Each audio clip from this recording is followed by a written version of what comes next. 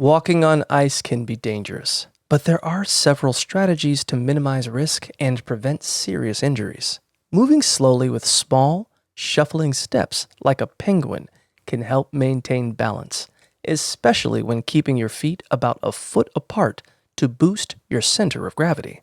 Good posture with a straight back and arms at your sides also aids in balance control. For extra support, consider using trekking poles, a cane, or holding on to nearby railings, ledges, or walls. It's crucial to watch out for black ice, a thin, clear layer that camouflages with the ground, by walking slowly and testing surfaces after a snowstorm, and to avoid parking lots and asphalt areas where it's common.